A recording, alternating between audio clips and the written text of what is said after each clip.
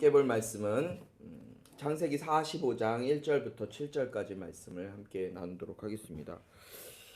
지난주에 우리가 요셉이 형제들 앞에서 생각지도 못한 시련이 계속되고 있는 모습을 지난주 말씀 가운데 봤어요. 물론 요셉의 계략 때문에 형제들이 이 어려운 상황에 빠졌지만 막상 어려운 난관에 부딪힌 이 형제들은 하늘이 무너져 내리는 그런 상황 가운데 그런 상황을 경험하게 되죠. 그때 유다가 자기의 생명을 걸고 자기의 이복 동생인 베냐민을 지켜내고야 말겠다는 그 의지를 가지고 이집트의 총리였던 요셉에게 자신이 내 동생 이 베냐민 대신에 종이 되면 안 되겠냐라고 아주 구구절절하게, 지금 고향 땅에 아버지가 계시는데 아버지가 베냐민을 데리고 오지 못하면 아버지가 돌아가실 거다라고 이야기하면서 자신이 대신 종이 되겠다고 간청하는 모습을 보게 되죠. 이제는 더 이상 유다가 자기의 이익만을, 자기의 안위만을 걱정하는 그런 사람이 아니라 공동체와 또 가정과 또 가족들을, 아버지의 마음을 헤아릴 줄 아는 사람으로 변해가는 모습을 보게 돼요. 하나님이 하나님의 백성들 또 그분의 자녀들에게도 시험을 주실 때가 있죠. 분명히 하나님은 우리에게 시험을 주세요. 어려운 일을 경험하게 하세요. 왜 그런 어려운 일을 경험하게 하십니까? 우리를 정금과 같이, 순금과 같이 연단시키시고 훈련시키셔서 하나님께서 쓰시기에 합당하게 만드시기 위해서 우리를 연단시키시는 거죠. 주님의 연단을 통해서 우리의 인생을 하나님께서 쓰시고자 하는 그런 인생으로 변화시키시는 하나님의 섭리가 있음을 우리는 알아야 됩니다. 우리가 지난주의 말씀 속에서 그 말씀을 배웠던 것 같아요. 우리 45장 1절부터 7절까지 말씀인데 우리 한 절씩 교독하도록 하겠습니다. 요셉이 자기에게 시종을 드는 사람들이 있는 앞에서 더 이상 자신을 억제하지 못하고 소리쳤습니다. 모두 내 앞에서 물러가라. 그의 곁에 아무도 없게 되자 요셉은 자기 형들에게 자신이 누구인지를 밝혔습니다. 그리고 낭낭 큰 소리로 우는 바람에 이집트 사람들이 그 소리를 들었고 바로의 궁정에서도 그의 울음소리를 들었습니다. 요셉이 자기 형들에게 말했습니다. 제가 요셉입니다. 아버지께서 아직 살아계십니까? 그러나 형제들은 요셉 앞에서 너무 놀라 도저히 대답을 할 수가 없었습니다. 요셉이 형제들에게 말했습니다. 제게 가까이 오십시오. 그들이 가까이 오자 요셉이 형제들에게 말했습니다. 제가 형님들이 이집트에 팔아버린 형님들의 동생 요셉입니다. 하지만 형님들이 저를 이곳에 팔았다고 해서 근심하거나 자책하지 마십시오. 이는 하나님께서 생명을 구하시려고 저를 형님들보다 먼저 여기로 보내신 것이기 때문입니다.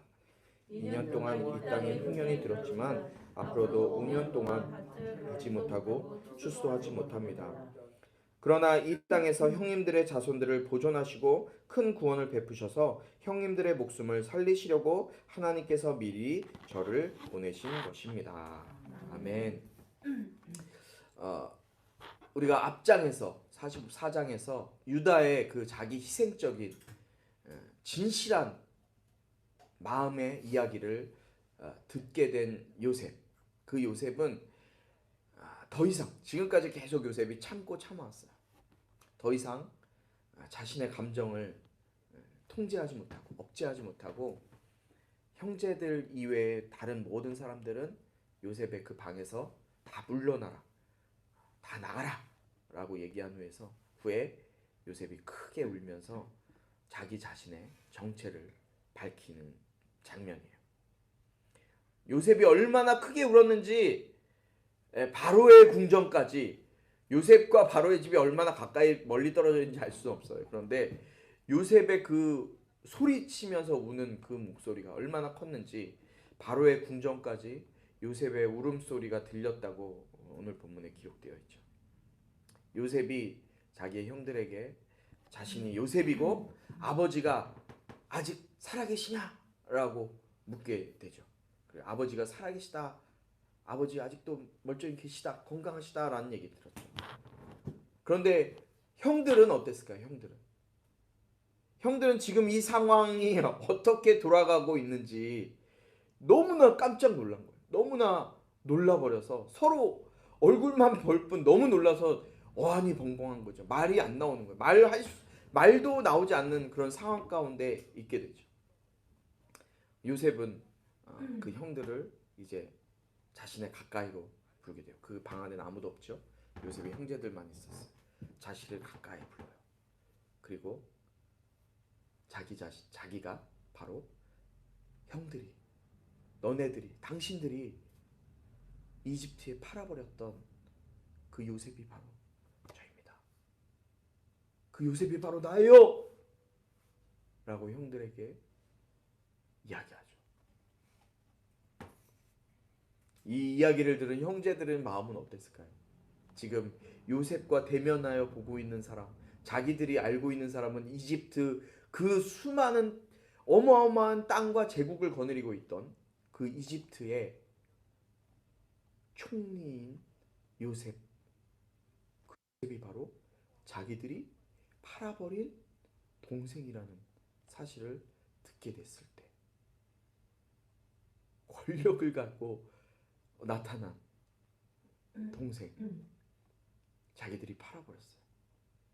형들의 심정이 어땠을까요? 지금까지의 상황과는 전혀 다른 더 쿵 내려앉는 그 심정이지 않았을까요? 완전 망했다, 정말 망했다라는 심정으로 나왔을 거예요. 정말 철렁했을 거예요. 왜 그랬어요? 자신들이 이집트의 노예로 팔아버렸던 동생이 이집트의 총리 대신에 되어 있으니 자신들의 목숨이 이제 죽은 목숨이다 라고 생각이 들었을 거예요. 자기들은 이제 죽었다. 진짜 죽었다 라는 생각이 들었을 거예요. 그러나 그러한 형님들의 마음을 요셉은 알고 있었을 거예요. 그래서 5절에 이렇게 얘기하죠. 하지만 형님들이 저를 이곳에 팔았다고 해서 근심하거나 자책하지 마십시오. 이는 하나님께서 생명을 구하시려고 저를 형님들보다 먼저 여기로 보내신 것이기 때문입니다. 라고 얘기해요. 한 번으로 얘기한 게 아니에요. 7절 말씀해 보니까 또 있어요. 그러나 이 땅에서 형님들의 자손들을 보존하시고 큰 구원을 베푸셔서 형님들의 목숨을 살리시려고 하나님께서 미리 저를 보내신 것입니다. 라고 말하고 있어요. 요셉은 형들에 의해 자기 자신이 이곳에 팔려온 것이 아니라 하나님께서 우리 가족을 구원하시기 위해서 자신을 먼저 이곳에 보내신 것이라고 형들에게 하나님에 대한 신앙 고백을 하고 있는 거예요. 요셉이 비록 형들에 의해 이집트에 팔려왔고 요셉과 아버지 야곱은 심적으로 육신적으로 말할 것 없는, 말로 할 수 없는 그런 고난과 아픔의 시간을 보내야만 했어요. 그런데 이 모든 것들 앞에 서서 합력하여 선을 이루시는 하나님의 손길이 있음을 요셉의 입을 통해 지금 신앙 고백하고 있는 거예요. 여러분, 그렇다고 해서 형들의 죄가 아무것도 아닌 게 되나요? 아무것도 아닌 게 되는 게 아니죠.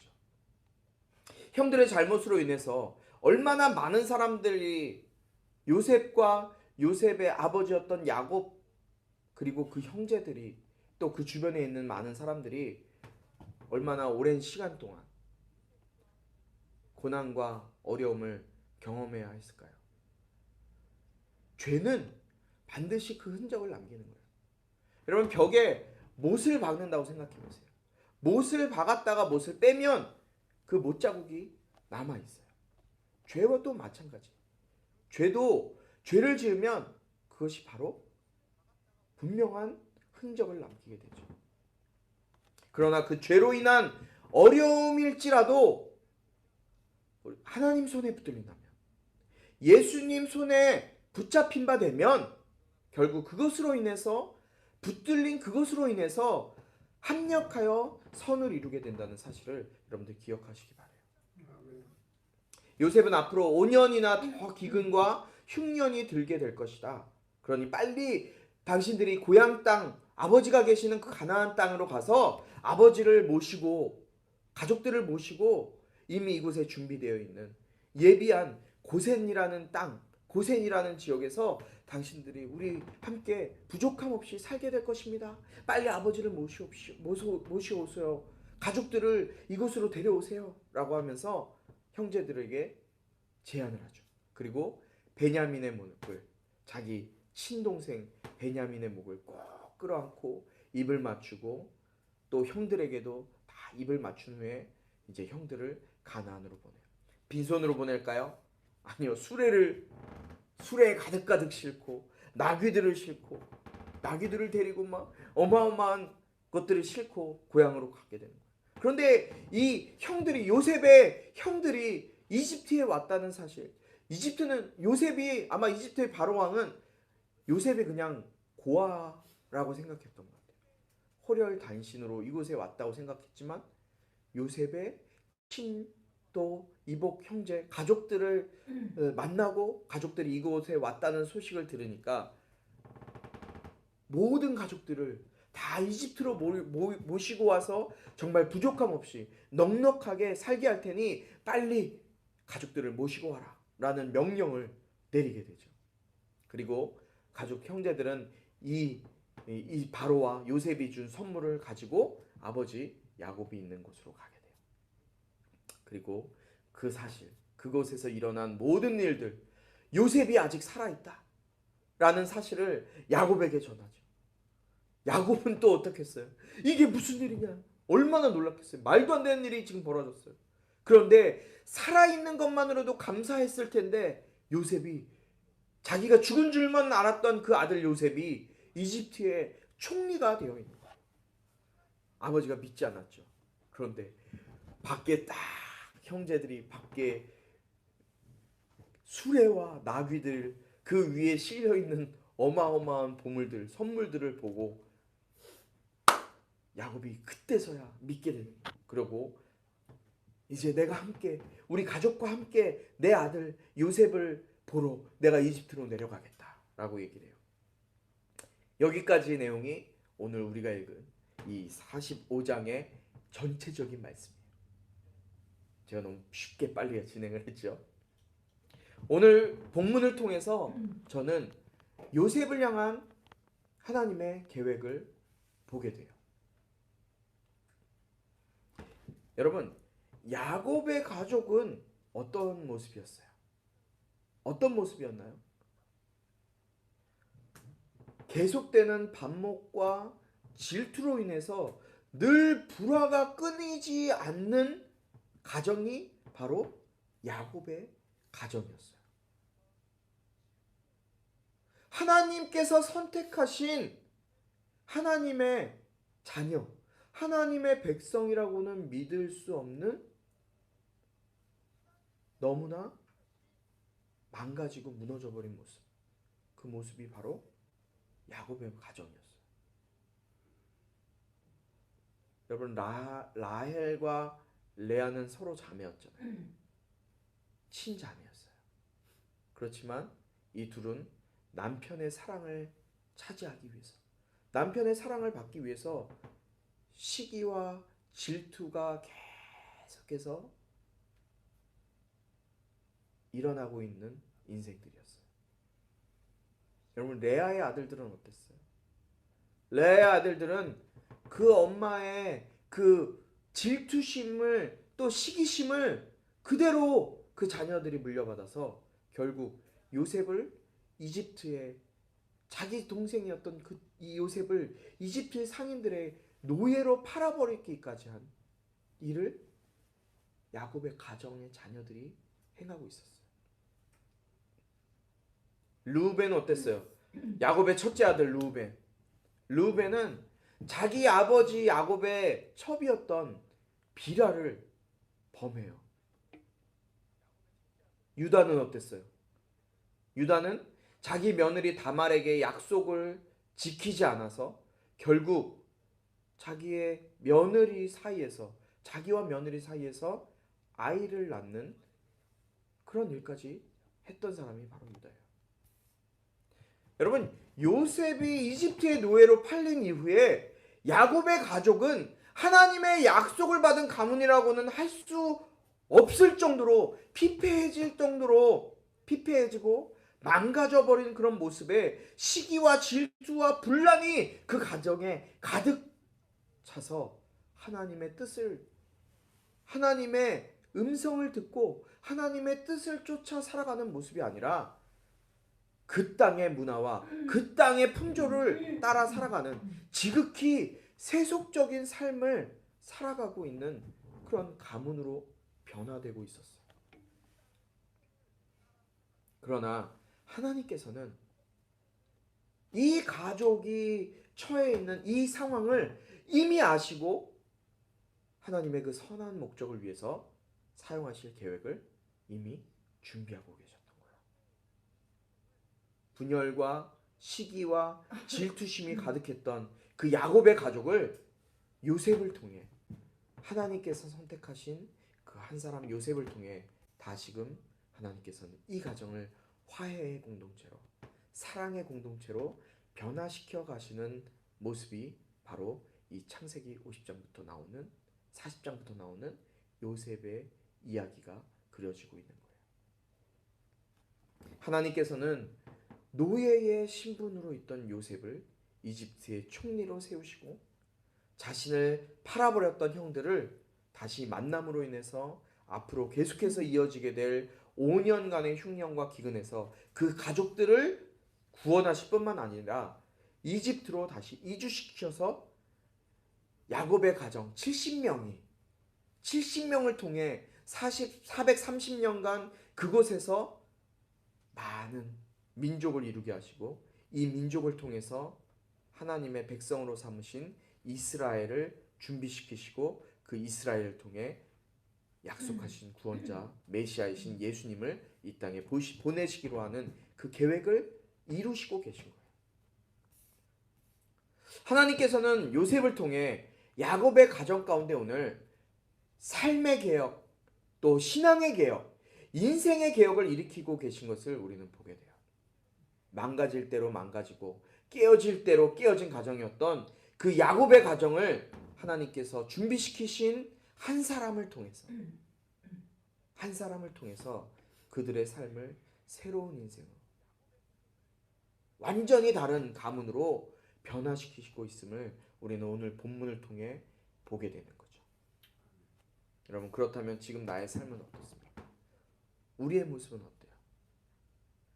해결될 것 같지 않은 문제가 얽히고 설켜서 점점 미궁 속으로 빠져드는 것 같은, 점점 어려운 상황 가운데 있는 그런 삶이 우리의 삶 가운데 있다면 이 삶은 우리가 어떻게 해결할 수 있을까요? 어떻게 해결할 수 있을까요? 주중에 저희 교회에 찾아오셨던 한 분이 계세요. 마음이 너무나 답답하고 힘들어서 배회하시다가 교회 간판을 보고 오셨어요. 그분과 여러 이야기를 했죠. 많은 이야기를 하고 그분의 이야기를 들었어요. 참, 어떻게 이렇게 인생이 꼬일 대로 꼬일 수 있을까? 그것도 단기간에 이 코로나라는 상황에 의해서 너무나 어려운 문제가 겹치고 겹쳐서 이분은 정말 생을 포기할 생각까지 갖고 계시더라고요. 너무 안타까웠어요. 위로가 필요할 수도 있어요. 물론 위로도 해드렸죠. 그러나 이분에게 정말 필요한 게 뭘까요? 정말 해결될 것 같지 않은 인생의 문제와 어려움과 보이지 않는 터널과 같은, 그냥 저기 바깥에 빛도 보이지 않는 것 같은 그런 인생 가운데 있는 그 사람에게 필요한 게 뭘까요? 그 영혼에게 필요한 건 바로 예수 그리스도의 이름이에요. 예수의 이름으로 해결 가능한 거예요. 하나님께서는 요셉을 준비시키셔서 야곱과 이스라엘을 구원하셨듯이 우리에겐 예수님을 통해서 이미 구원을 약속하셨고, 어린 양 예수님의 십자가의 고난을 통해서 우리의 모든 죄악과 더러움과 연약함들을 주님께서 이미 담당하셨고 해결하셨어요. 어디서요? 십자가 위에서요. 이 예수 피의 공로가 우리를 죄로부터, 연약함으로부터, 더러움으로부터 새롭게 우리의 삶을 개혁시켜 준다는 것입니다. 여러분, 오늘은 교회력으로 따지면 종교개혁주일이에요. 10월 31일. 16세기 당시에 부패하고 타락한 로마 카톨릭 교회의 교리와 신앙에 대해서 말씀으로 대항하면서 오직 은혜, 오직 믿음, 오직 성경이라는, 오직 말씀이라는 슬로건으로 건강한 올바른 교회를 세우기 위해 몇몇의 종교 개혁가들이 기치를 든 것을 기념하는 주일이 바로 오늘이에요. 종교 개혁 주일이에요. 특히 1517년에 10월 31일 루터가 독일의 비트버그 대학 교회의 정문에 95개조 반박문을 붙인 것을 기념하는 주일이 바로 오늘이죠. 쭉 넘겨주시면 종교개혁가들의 모습이 있고요. 넘겨주세요. 지금 저게 모습이 바로 루터가 95개조 반박문을 붙이고 있는 모습이죠. 여러분, 보통 개혁이라고 하면 무엇이 생각나세요? 레볼루션. 개혁이라고 하면 그동안 잘못된 제도나 기구 따위를 새롭게 뜯어서 고치는 작업을 개혁이라고 하잖아요.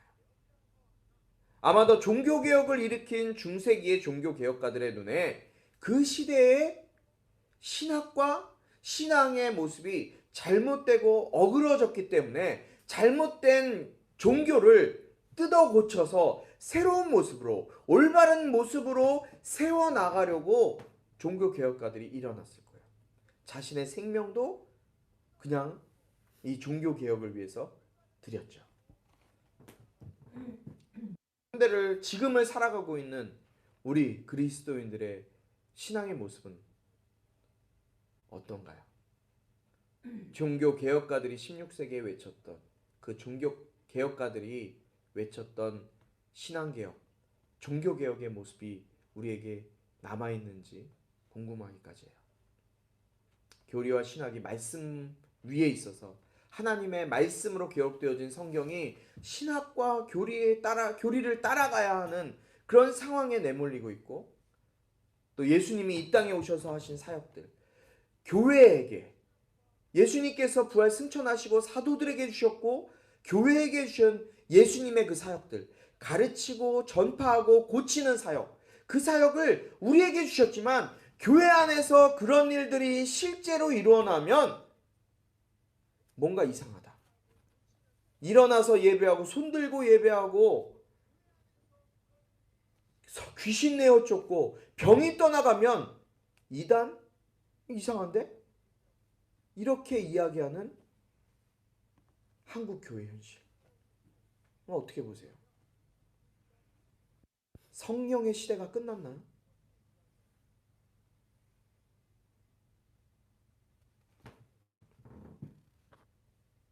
여러분, 나의 옛사람을 개혁할 수 있는 방법, 나의 과거에 나의 모습이 어떠했던, 나의 죄의 모습이 어떠했던, 나의 인간적인 모습이 어떠했건 나의 옛사람을 개혁할 수 있는 방법, 그 방법은 다른 어떤 것도 아니라 예수 그리스도의 보혈의 공로밖에 없다는 사실을 기억할 수 있길 바랍니다.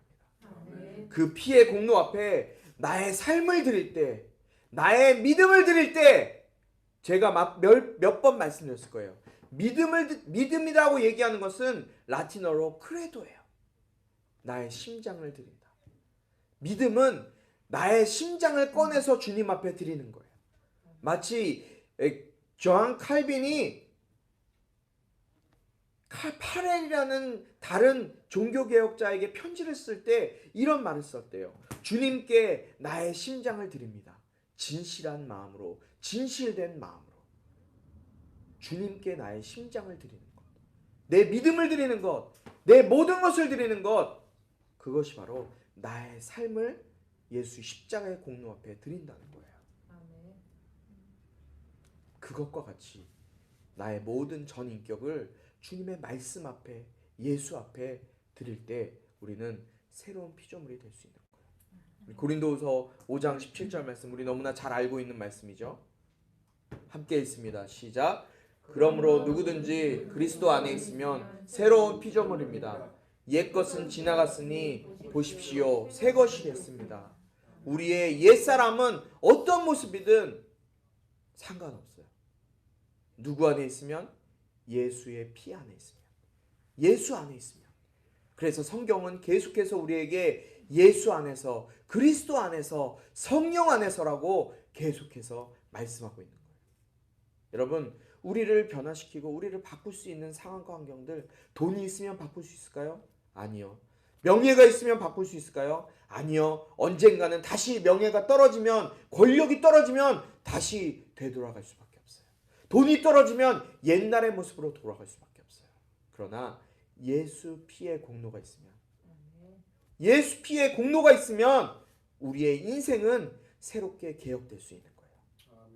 여러분, 저의 인생이 개혁되었던 것처럼 죄에 묶여서, 세상에 묶여서 어떻게 하면 잘 살까, 어떻게 하면 돈 벌까, 어떻게 하면 잘 먹고 잘 살까 했던 그런 세상적인 가치관에서 벗어나서 예수의 피의 공로에 의지해서 어떻게 하면 예수를 위해 살까, 어떻게 하면 주님께 쓰임받을까 고민하면서 정말 주님 앞에 우리의 삶을, 인생을 개혁할 수 있는 오늘이 될 수 있길 주님의 이름으로 축복합니다.